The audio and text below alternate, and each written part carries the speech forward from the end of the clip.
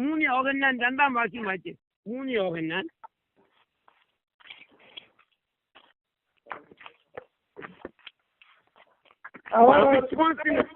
നാം ഇപ്പോൾ ദൈവമക്കളാകുന്നു. നാം ഇന്നതാകുമെന്ന് ഇതുവരെ പ്രത്യക്ഷമായിട്ടില്ല. അവൻ പ്രിയനെ, നിന്റെ ആത്മാവ് സുഖമായിരിക്കുന്ന പോലെ നീ സകലത്തിൽ സുഖമായും ഇരിക്കണമെന്ന് ഞാൻ പ്രാർത്ഥിക്കുന്നു. പ്രിയനെ, നിന്റെ ആത്മാവ് സുഖമായിരിക്കുന്ന പോലെ നീ സകലത്തിൽ സുഖമായും ഇരിക്കണമെന്ന് ഞാൻ പ്രാർത്ഥിക്കുന്നു.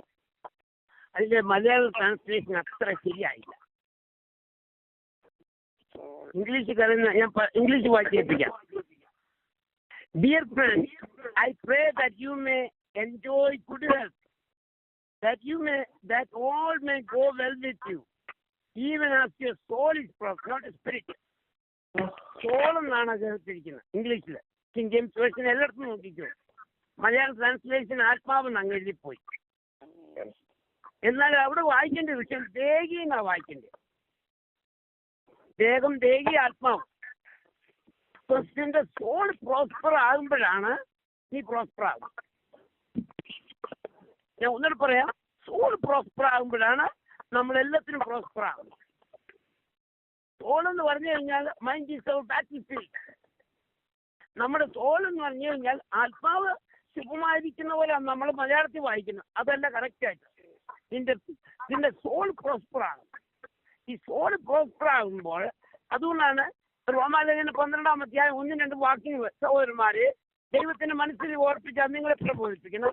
നിങ്ങളുടെ ശരീരങ്ങളെ ജീവനും വിശുദ്ധിയുള്ള യാഗമായി യഹോവയ്ക്ക് സമർപ്പിക്കണം. അതുമാണ് കറക്റ്റ്. നമ്മളെല്ലാവരും യോഗത്തിന് പോയി അവിടെ ഇരിക്കും. അത് നല്ലത് തന്നെ. അതവിടെ പോയിരുന്ന പിന്നത്തെ കാര്യം ഇമ്പോർട്ടൻറ്റ്.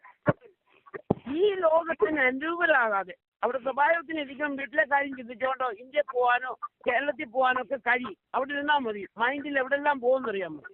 നമുക്ക് ഓസ്ട്രേലിയ പോവാം, അവിടെ എല്ലാം പോവാം. ഫാസ്റ്റ് പ്രസംഗിച്ചുകൊണ്ടിരിക്കും. നമ്മുടെ മൈൻഡ് എവിടെ ഇരിക്കും? വേറെ എങ്ങാണ്ടിരിക്കും. വീട്ടിലിരിക്കും, കഴിക്കുന്ന കാര്യം ചിന്തിക്കും. അതാ പിശാചിന്റെ അടവായിട്ട്. അവിടെ ഇവിടെ എല്ലാം ചിന്തിച്ചുകൊണ്ടിരിക്കും. ഒന്നും കേൾക്കത്തില്ല. അവരൊന്നും ദൈവത്തിന് സ്ഥാപിക്കത്തില്ല. അതാണ് ശീലസിച്ച് പറഞ്ഞ വിഷയമുണ്ട്. 4 വിധത്തിലുള്ള മൈൻഡുണ്ട്. 4 വിധത്തിലുള്ള. അതുകൊണ്ടാണ് പ്രിയനെ ആ വാക്യം ഒന്നുകൂടെ വായിക്കാത്തത്. പ്രിയനെ, നിന്റെ ആത്മാവ് ശുഭമായിരിക്കുന്ന പോലെ നീ സകലത്തിലും സുഖമായും ഇരിക്കണമെന്ന് ഞാൻ പ്രാർത്ഥിക്കുന്നു. ആത്മാവെന്ന് വായിക്കുമ്പോൾ ഇനി ആ തിരുത്തി വായിച്ചോണം. ദേഹി എന്ന് പറഞ്ഞോണം. സോൾ. അതാണ് സോൾ എന്നാണ് വായിക്കുന്നത്. ബൈബിളിൽ വായിക്കുന്നത്. ഇംഗ്ലീഷിലെല്ലാം സോളാ, ആത്മാവല്ല സോൾ. അതുകൊണ്ടാണ് നീ ഈ ലോകത്തിന് അനുകൂലരാകാതെ നന്മയും പ്രസാദവും പൂർണ്ണതയുമുള്ള ദൈവഹിതം ഇല്ലതെന്ന് തിരിച്ചറിയേണ്ടതിന് മനസ്സ് പുതുക്കി രൂപാന്തരപ്പെടണം. ഞാൻ ഇപ്പോൾ പറഞ്ഞ വിഷയമാണ്. നമ്മൾ യോഗത്തിന് പോയിരിക്കും. നമ്മുടെ ബോഡി എവിടെ ഇരിക്കും? കറക്റ്റ് ആണ്. മൈൻഡ് എവിടെയാണെന്ന് ആ വിഷയം. മൈൻഡ് ദൈവത്തിൽ ഫോക്കസ് ചെയ്തില്ലെങ്കിൽ ഒന്നും പ്രാപിക്കാനൊക്കത്തില്ല. അവർക്കൊന്നും പ്രാപിക്കാനൊക്കത്തില്ല. അത് നമുക്ക് വായിക്കാനുള്ള വിഷയമില്ല. മർക്കോസിന് സുവിശേഷം 4-ാം അധ്യായത്തിൽ ഇങ്ങനെ വായിക്കുന്ന പറഞ്ഞ വിഷയം. മർക്കോസിന് 4-ാം അധ്യായം 13 തൊട്ടുള്ള വാക്യം വായിച്ച്. പിന്നെ അവൻ അവരോട് പറഞ്ഞ ഉപമ ഗ്രഹിക്കുന്നില്ലയോ? പിന്നെ മറ്റേ ഉപമകളൊക്കെ എങ്ങനെ ഗ്രഹിക്കും? വിതയ്ക്കുന്നവൻ വചനം വിതച്ചിട്ട് വഴിയരികെ വീണത് കേട്ട ഉടനെ സാത്താൻ വന്ന് ഹൃദയങ്ങളിൽ വിതയ്ക്കപ്പെട്ട വചനം എടുത്തു കളയുന്നതാകുന്നു. പിന്നെ അടുത്ത വാക്യം വായിച്ചത്. അങ്ങനെ തന്നെ പാറസ്ഥലത്ത് വിതച്ചത് വചനം കേട്ട ഉടനെ സന്തോഷത്തോടെ കൈക്കൊള്ളുന്നവർ എങ്കിലും അവർ ഉള്ളിൽ വേരില്ലാതെ ക്ഷണികന്മാരാകുന്നു. വചനം നിമിത്തം ഉപദ്രവമോ പീഡയോ ഉണ്ടായാൽ ക്ഷണത്തിൽ ഇടറിപ്പോകുന്നു. മുള്ളിനിടയിൽ വിതയ്ക്കപ്പെട്ടതോ വചനം കേട്ടിട്ട് ചിന്തകളും വഞ്ചനയും മറ്റു വിഷയമോഹങ്ങളും അകത്തു കടന്ന് വചനത്തെ ഞെരുക്കി നിഷ്ഫലമാക്കി തീർക്കുന്നതാകുന്നു. നല്ല മണ്ണിൽ വിതയ്ക്കപ്പെട്ടതോ വചനം കേൾക്കുകയും അംഗീകരിക്കുകയും ചെയ്യുന്നവർ തന്നെ. അവർ 30, 60, 100 മേനി വിളയുന്നു. നോക്കിക്കേ, 4 വിധത്തിലുള്ള ആൾക്കാരെ കാണുന്നു. ഒന്നാമത്തെ 15-ാമത്തെ വാക്യം വായിക്കുന്നുണ്ട്. വചനം വിതച്ചിട്ട് വഴിയേറിയ വീണത് കേട്ട ഉടനെ സാത്താൻ വന്ന് അവരുടെ ഹൃദയങ്ങളിൽ വിതയ്ക്കപ്പെട്ട വചനം എടുത്തു കളയുന്നതാവും എന്ന് പറഞ്ഞാൽ ഉണ്ടല്ലോ, ഞാൻ മുമ്പേ പറഞ്ഞല്ലോ, സാത്താന് നമ്മുടെ മൈൻഡ് വായിക്കാനൊക്കത്തില്ല. സാത്താന് ഒന്നുകൂടെ ഞാൻ പറഞ്ഞുതരാം, നമ്മുടെ മൈൻഡിൽ കൂടെ എന്തോ ചിന്തിക്കുന്നത് സാത്താൻ അറിയത്തില്ല. ഒന്നുകൂടെ ഞാൻ റിപ്പീറ്റ് ചെയ്യാം, നമ്മുടെ മൈൻഡിൽ എന്തോ ചിന്തിക്കുന്നത് സാത്താൻ അറിയത്തില്ല. ആർക്കറിയാമെന്നറിയാം? ദൈവത്തിന് മാത്രമേ അതറിയത്തുള്ളൂ നമ്മുടെ മൈൻഡിൽ പോകുന്ന കാര്യം. അതിന് ഒരു വാക്യം വായിച്ചാട്ട് 1 21 അധ്യായം 1 വാക്യം വായിച്ചു നോക്കിയിട്ട്. വായിച്ച വാക്യമാണ്. വേഗം വായിച്ചാട്ട് സിസ്റ്റർ പ്ലീസ്.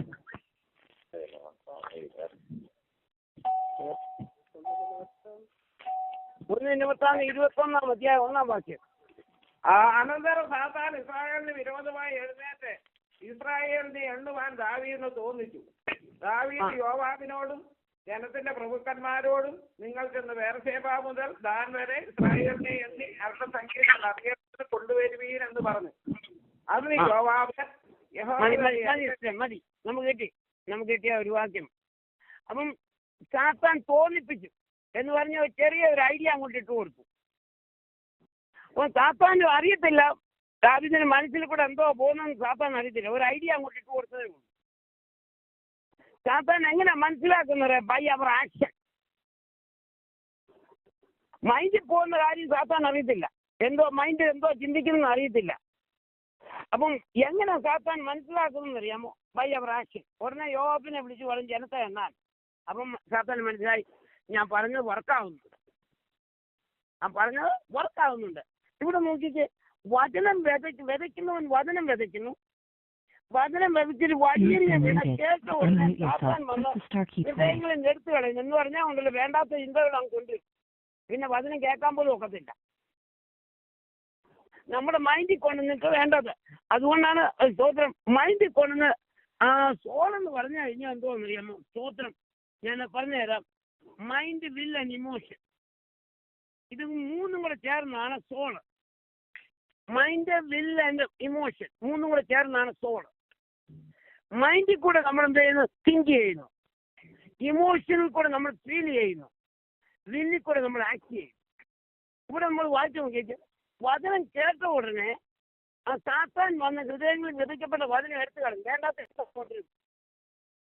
തിന്നു കഴിഞ്ഞ് കഴിഞ്ഞാൽ പിന്നെ നമ്മൾ വേറെ ചിന്തിച്ചുകൊണ്ടിരിക്കുക. ഫസ്റ്റ് പ്രസംഗിക്കുക, വേറെ ചിന്തിച്ചുകൊണ്ടിരിക്കുക. അപ്പോൾ അവൻ പറഞ്ഞു ജയിച്ചു. വേറെ കാര്യം ചിന്തിക്കുമ്പോൾ അവനെ ഔട്ട് അടിക്കുക. പിന്നെ രണ്ടാമത്തെ കാര്യം, എങ്കിലും അങ്ങനെ തന്നെ പാറസ്ഥലത്ത് വിതച്ചത് വചനം കേട്ട ഉടനെ സന്തോഷത്തോടെ കൈക്കൊള്ളുന്നു. എങ്കിലും ഉള്ളിൽ വേരില്ലാതെ ശനികന്മാരാകുന്നു. വചന നിമിത്തം ഉപദ്രവമോ പീഡയോ ഉണ്ടായ ക്ഷണത്തിൽ ഇറങ്ങിപ്പോകുന്നു. മുള്ളിനടയെ വിധിക്കപ്പെട്ടതോ വചനം കേട്ട് ഈളോത്തിന്റെ ചിന്തകളും ധനത്തിന്റെ പഞ്ചകളും മറ്റു മോഹങ്ങളും അകത്ത് കടന്ന് വചനത്തെ എന്ത് ചെയ്യുന്നു? ഞെരുക്കിക്കളയും. വേണ്ടാത്ത ചിന്തകളെല്ലാം കൊണ്ടുവരിക. പിശാചിന്റെ പണി എന്ന് പറയാൻ നമ്മുടെ മൈൻഡിലോട്ട് വേണ്ടാത്ത ചിന്തകൾ കൊണ്ടുവരിക. ഇതും ആകുല ചിന്തകളെല്ലാം കൊണ്ടുവരിക. കൊണ്ടുവന്ന് കഴിഞ്ഞാൽ പിന്നെ അവൻ ജയിച്ചു. അപ്പൊ നമ്മുടെ മൈൻഡ് ക്ലിയർ. അതുകൊണ്ടാണ് ഫിലിപ്പ് ലേഖനം 4-8 വാക്യം വായിച്ചത്. ഫിലിപ്പ് ലേഖനം 4-8 വാക്യം. ഫിലിപ്പ് ലേഖനം 4-8 വാക്യം. ഒടുവിൽ സഹോദരന്മാരെ സത്യമായതൊക്കെയും ധനമായതൊക്കെയും നിർമ്മലമായതൊക്കെയും രമ്യമായതൊക്കെയും സൽകീർത്തിയായതൊക്കെയും സൽഗുണമോ പുകഴ്ചയോ അതൊക്കെയും ചിന്തിച്ചുകൊള്ളു. ഒരു പ്രാവശ്യം കൂടെ വായിച്ച ഒടുവിൽ സഹോദരന്മാരെ സത്യമായതൊക്കെയും ഘനമായതൊക്കെയും നീതിയായതൊക്കെയും നിർമ്മലമായതൊക്കെയും രമ്യമായതൊക്കെയും സൽകീർത്തിയായതൊക്കെയും സൽഗുണമോ പുകഴ്ചയോ അവ ഒക്കെയും ചിന്തിച്ചുകൊള്ളു. എന്നാൽ അടുത്ത വാക്യം വായിച്ച് എന്നോട് പഠിച്ചും ഗ്രഹിച്ചും കേട്ടും കണ്ടുമുള്ളത് പ്രവർത്തിച്ച്, എന്നാൽ സമാധാനത്തിന്റെ ദൈവം നിങ്ങളോട് കൂടെ ഇരിക്കും. സമാധാനത്തിന് ദൈവം കൂടെ ഇരിക്കണം. എന്ത് ചെയ്യണമെന്ന് പറയാം? മൈൻഡ് ക്ലിയർ ആക്കി വേണം. അതാണ് പ്രോസ്പെറസ് സോൾ.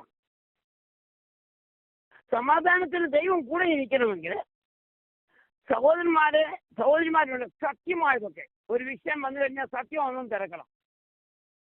വേണ്ടാത്ത സത്യമായതൊക്കെയും ഘനമായതൊക്കെയും നീതിയായതൊക്കെയും നിർമ്മലമായതൊക്കെയും രമ്യമായതൊക്കെയും സൽകൃത്യായതൊക്കെയും സൽഗുണമോ പുകഴ്ചയോ അതൊക്കെ ചിന്തിച്ചോളാൻ. എന്ന് പറഞ്ഞാൽ ഈ സൽഗുണമായ ഇതെല്ലാം വചനമാണ്, അല്ലാത്തതെല്ലാം സത്യമായതല്ല. സത്യമായത് വചനമാണ്. അതുകൊണ്ടാണ് 1-ാം സങ്കീർത്തനത്തിൽ വായിക്കുന്ന ദുഷ്ടന്മാരുടെ ആലോചന പ്രകാരം നടക്കാതെ, പാപികളുടെ വഴി നിൽക്കാതെ, പരിഹാസികളുടെ ഇരിപ്പെടുത്തിരിക്കുക. ഓരോ ന്യായപ്രമാണത്തിൽ ചാപ്പകൾ ധ്യാനിക്കുന്ന മനുഷ്യൻ പാചകം അവൻ ചെയ്യുന്നതെല്ലാം സാധിക്കും.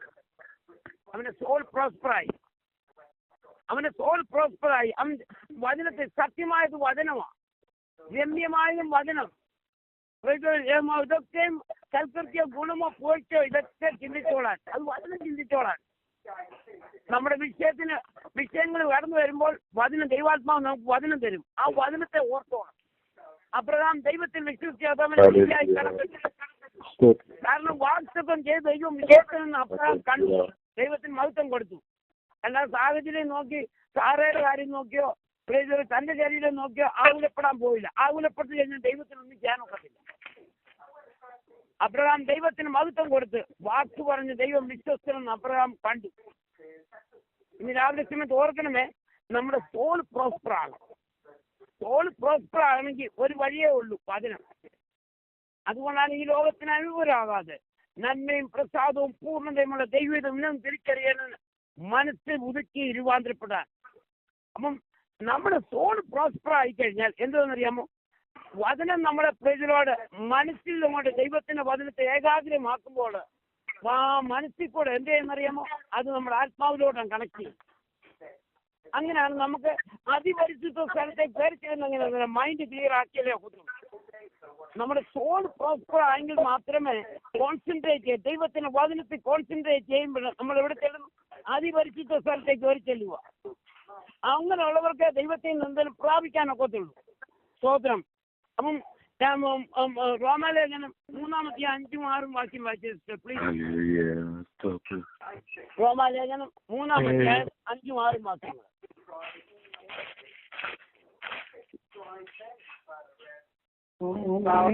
എന്നാൽ നമ്മുടെ അനീതി ദൈവത്തിന്റെ നീതിയെ പ്രസിദ്ധമാക്കുന്നുവെങ്കിൽ നാം എന്തു പറയും? ശിക്ഷ നടത്തുന്ന ദൈവം നീതിയില്ലാത്തവനെന്നോ?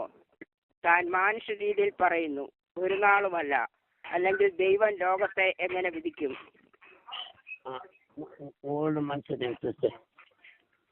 റോമാലേഖനം 8-5-6 തോന്നുന്നു. ജഡസ്വഭാവമുള്ളവർ ജഡത്തിനുള്ളതും ആത്മസ്വഭാവമുള്ളവർ ആത്മാവിനുള്ളതും ചിന്തിക്കുന്നു. ജഡത്തിന്റെ ചിന്ത മരണം, ആത്മാവിന്റെ ചിന്തയോ ജീവനും സമാധാനവും തന്നെ. അപ്പം ജഡപ്രകാരം ജഡസ്വഭാവമുള്ളവർ ജഡത്തിനും ആത്മസ്വഭാവമുള്ളവർ ആത്മാവിനും ചിന്തിക്കുന്നു. അപ്പൊ ചിന്തയാണ് ഇമ്പോർട്ടന്റ്, സോളാണ് ഇമ്പോർട്ടന്റ്. ആത്മാവിനുള്ളവർ ആത്മാവിന്റെ കാര്യങ്ങൾ ചിന്തിക്കുക. ജഡസ്വഭാവമുള്ളവർ ജഡത്തിനും ആത്മസ്വഭാവമുള്ളവർ ആത്മാവിനും ചിന്തിക്കുന്നു. ജഡത്തിന്റെ ചിന്ത മരണം, ആത്മാവിന്റെ ചിന്തയോ ജീവനും സമാധാനമാകും. നമുക്ക് സമാധാനം പ്രോസ്പർ ആകണോ ദൈവത്തിന്റെ വചനത്തെ ചിന്തിക്കണം. മൂന്നാമത്തെ കാര്യം നമ്മൾ വായിക്കുന്ന വിഷയമുണ്ടല്ലോ, mind meditating on God's word regularly. അതുകൊണ്ടാണ് യോശുവയോട് ദൈവം പറഞ്ഞ് യു മെഡിറ്റേറ്റ്. ഈ ജനത്തെ മുഴുവനൊക്കെ പാകിസ്ഥാനിൽ കൊണ്ടുവന്ന് യോശുവയോട് പറഞ്ഞതെന്ന് അറിയാമോ? യോശുവയ്ക്ക് കൊടുത്ത കമാൻഡ് എന്ന് അറിയാമോ? ഒരു ATM കാർഡോ ഇതൊന്നും അല്ല കൊടുത്തത്, ഒരു ഐഫോണും അല്ല കൊടുത്തത്. U meditate my word day and night and thou shalt make thy way prosper. നീ എന്റെ വചനത്തെ ധ്യാനിച്ചാൽ നീ ചെയ്യുന്ന കാര്യം എല്ലാം സാധിക്കും. ഇതാണ് യോശുവയോട് ദൈവം കൊടുത്ത കമാൻഡ്. നീ എന്റെ വചനത്തെ ധ്യാനിച്ചാൽ മതി. ഇവിടെ നമ്മൾ വായിക്കുന്നത് mind that meditate on God's word regularly. അതുകൊണ്ടാണ് സത്യമായതൊക്കെയും ഘനമായതൊക്കെയും നിർമ്മലമായതൊക്കെയും സൽകൃത്യ പുകഴ്ച ഇതൊക്കെ ചിന്തിച്ചു കൊള്ളാൻ. എന്നാൽ ദൈവത്തിന്റെ സമാധാനം നിലപോലെ കാത്തുകൊള്ളുവാനും. അതുകൊണ്ടാണ് നമ്മുടെ വിഷയങ്ങളെല്ലാം. അതുകൊണ്ടാണ് ഫിലിപ്പിലേഖനം 4-5 വാക്യത്തിൽ വായിക്കുന്നുണ്ട്, Don't be anxious about anything. Everything by prayer, presenting your request to God, then you have peace. നമ്മുടെ ഭാരപ്പെടുത്തുന്ന ഏത് വിഷയമാണെങ്കിലും ഇവിടെ വെക്കണം, യാഗപീഠത്തിന്മേൽ എടുത്തു വെക്കണം. യാഗപീഠത്തിന്മേൽ വെച്ചിട്ട് യാഗപീഠത്തിൽ തീ കെട്ടുപോകരുത്. അത് യാഗപീഠത്തിൽ തീ കത്തിക്കൊണ്ടിരിക്കണം. കഴിഞ്ഞാൽ പിന്നെ ആ വിഷയം നമ്മുടെ വിഷയമാണ്, അത് ദൈവത്തിന്റെ വിഷയമാണ്. ദൈവം നമുക്ക് വേണ്ടി യുദ്ധം ചെയ്തുകൊള്ളും. നമ്മൾ മൗനമായിരുന്നാൽ മതി. നമ്മൾ ദൈവത്തിന്റെ ദൈവത്തിന് ആരാധിക്കുകയും പ്രാർത്ഥിക്കുകയും ചെയ്തുകൊണ്ടിരുന്നാൽ മതി. ദൈവം നമുക്ക് വേണ്ടി ആ വിഷയത്തിന് വേണ്ടി യുദ്ധം ചെയ്യും. കാരണം യുദ്ധം ഹോവയ്ക്കുള്ളത്. അപ്പം നമ്മൾ മൂന്നാമത്തെ കാര്യം നമ്മൾ പഠിച്ചതെന്ന് പറഞ്ഞാൽ mind meditate on God's word regularly. പിന്നെ വായിക്കുന്നുണ്ടല്ലോ പിന്നത്തെ കാര്യം നമ്മുടെ mind that is discipline to positive things praise the Lord and not to worry or fear or negativity എന്ന് പറഞ്ഞാൽ മുമ്പേ നമ്മൾ വായിച്ച വാക്യം ഫിലിപ്പി ലേഖനം 4-8 വാക്യം എന്ന് പറഞ്ഞാൽ വേണ്ടാത്ത ഒന്നും നമ്മുടെ മനസ്സിൽ കൊണ്ടുവരുന്നത്. Mind is our battlefield. വേണ്ടാത്ത കാർപ്പറ്റ് എല്ലാം ചിന്തിച്ചുകൊണ്ടിരുന്നു കഴിഞ്ഞാൽ പിന്നെ നമ്മുടെ വായിൽ വരുന്ന വാക്കുകൾ വേണ്ടാത്ത വാക്കുകളെ വരത്തുള്ളൂ. ഒരാളുടെ മനസ്സിൽ എന്തോ ചിന്തിക്കുന്നത് അതുപോലെ പിന്നെ സംസാരിക്കുന്നു. ഹൃദയം നിറഞ്ഞു കഴിയുന്ന വാവുകൾ സംസാരിക്കും. നമ്മുടെ മൈൻഡ് വേണ്ടാത്ത കാര്യം ചിന്തിച്ചു കഴിഞ്ഞാൽ അത് ഹൃദയത്തിലോട്ട് പോകും. പിന്നെ ഹൃദയം അതിൽ നിന്ന് നിറഞ്ഞു കഴിഞ്ഞാൽ പിന്നെ വായിൽ വരുന്ന വാക്കുകൾ വേണ്ടാത്ത വാക്കുകളെ വരത്തുള്ളൂ. ദൈവത്തിന്റെ ലൈൻ പ്രകാരം വരത്തില്ല. സ്തോത്രം. പിന്നെ നമ്മൾ വായിക്കുന്ന വിഷയമുണ്ടല്ലോ ഇപ്പം സ്തോത്രം യോശുവയുടെ പുസ്തകം 24-15 വാക്യം. നമ്മളിപ്പോ നോക്കുന്ന വിഷയം പ്രോസ്പറസ് ആണ് നമ്മുടെ സോളം. യോശുവയുടെ പുസ്തകം 24-15 വാക്യം വായിച്ചു. ഞാൻ യഹോവയെ സേവിക്കുന്നത് നന്നല്ലെന്ന് നിങ്ങൾക്ക് തോന്നുന്നെങ്കിൽ നദിക്ക് അക്കരെ വെച്ച് നിങ്ങളുടെ പിതാക്കന്മാർ സേവിച്ച ദേവന്മാരെയോ നിങ്ങൾ പാർത്തു വരുന്ന ദേശത്തിലെ അമോരിയുടെ ദേവന്മാരെയോ ആരെ സേവിക്കുമെന്ന് ഇന്ന് തിരഞ്ഞെടുത്തുകൊള്ളുകയും ഞാനും എന്റെ കുടുംബവുമോ ഞങ്ങൾ യഹോവയെ സേവിക്കും. ഇതാണ് തീരുമാനം. A will that is settled to do what will, no matter what the cost it is. നിങ്ങൾ വേണം നിങ്ങളോടെല്ലാം ആലോചന പറഞ്ഞു. It's A free will. പക്ഷെ ഞാനും എന്റെ കുടുംബവും ഞങ്ങൾ യഹോവയെ സേവിക്കും. അത് തീരുമാനമോ? വേറെ ആവുന്ന ചിന്തകളൊന്നുമില്ല ആ വിഷയത്തില്. ഇവരങ്ങോട്ട് പോകുന്നു ഇവരിങ്ങോട്ട് പോകുന്നു അതൊന്നും ഞാൻ ഒപ്പം business. My mind is settled. ക്രിസ്തുവിന്റെ മനസ്സുള്ളവരാ നമ്മള്. നമ്മൾ മരിച്ചു നമ്മുടെ ജീവൻ ക്രിസ്തുവിൽ മറിഞ്ഞിരിക്കാൻ നിങ്ങൾ ഭൂമിയിലുള്ളതല്ല ഉയർത്തുള്ളത് തന്നെ ചിന്തിച്ചോളാം. ഉയർത്തുള്ളത് ചിന്തിക്കണമെങ്കിൽ വചനം ചിന്തിച്ചോണം. അതിന് മെഡിറ്റേറ്റ് ചെയ്യുക. ഉയർത്തുള്ളത് തന്നെ ചിന്തിക്കുക. വേറെ ഒന്നും ആഡ് ചെയ്യേണ്ട ആവശ്യമില്ല. ആവശ്യമുള്ളതെല്ലാം ദൈവം തരും. അതുകൊണ്ടാണ് വേദവേട് പറഞ്ഞ് ആദ്യം എനിക്കൊരു അടയുണ്ടാക്കുന്നു വരണം. പിന്നെ നീ നിന്റെ മകനുണ്ടാക്കുക. ഭൂമിയിൽ മഴ പെയ്ക്കുന്ന കാലത്തോളം നിന്റെ കരത്തിലെ മാവും കുറത്തില്ല പള്ളിയിലെ എണ്ണയും കുറത്തില്ല സൈന്യങ്ങളുടെ ഹോവ അരുളി ചെയ്യണം. ഏലിയാവ് 3 വർഷത്തോളം ആ ഭവനത്തിൽ താമസിച്ചു. ആ വചനം അനുസരിച്ചതുകൊണ്ട് ആദ്യം ഏലിയാവിന് കൊണ്ട് കൊടുക്കും. ആദ്യം ഏലിയാവിന് കൊടുത്തിട്ടേ ബാക്കിയുള്ള പരിപാടിയുള്ളൂ. ഇതുപോലെ നമ്മൾ ഈ പ്രേയലായി വന്ന് പ്രാർത്ഥിക്കുന്ന എല്ലാ ദൈവമക്കളെ ഓർത്തിയാൻ ദൈവത്തെ സ്തുതിക്കുന്നു. രാത്രി കാലങ്ങളിലൊക്കെ ഇരുന്നിട്ട് പ്രാർത്ഥിക്കുന്ന ദൈവമക്കളെ നിത്യമായിട്ട് ദൈവം മാനിക്കും. ആ വിധവ ചെയ്ത പോലെ ആദ്യം ഏലിയാവിന് കൊടുത്തു. അത് കഴിഞ്ഞ ശേഷം അവൾക്ക് അവരുടെ മകനും ഉണ്ടാക്കി. ഭൂമിയിൽ മഴ പെയ്ക്കുന്ന കാലത്തോളം കലത്തിലെ മാവും കൊലത്തിലെ ഭരണിയിലെ എണ്ണയും തീർന്നു പോകത്തില്ല. സ്തോത്രം. അപ്പൊ നമ്മൾ ആ തീരുമാനത്തിന്മേൽ ഉറച്ചു നിൽക്കും. അതുകൊണ്ടാണ് യോശുവ പറയുന്നത് നിങ്ങൾക്ക് വേണം എന്തെങ്കിലും ചെയ്തോ, പക്ഷെ ഞാനും എന്റെ കുടുംബവും ഞങ്ങൾ യഹോവയെ സേവിക്കും. അത് will that is settled to do God's will no matter what the cost is. ആ തീരുമാനത്തെ നമുക്ക് ആ തീരുമാനത്തിന്മേൽ ഉറച്ചു നിൽക്കണം. രൂത്തിനെ പോലെ ആ തീരുമാനത്തിന്മേൽ നമുക്ക് ഉറച്ചു നിൽക്കണം. അടുത്ത കാര്യം നമ്മൾ കാണുന്ന വിഷയമുണ്ടല്ലോ സ്തോത്രം. റോമാലേഖനം 8-14 വാക്യത്തിൽ a mind that is creative and sharp to follow the direction of the Holy Spirit. ദൈവത്തിന്റെ മക്കളാകും.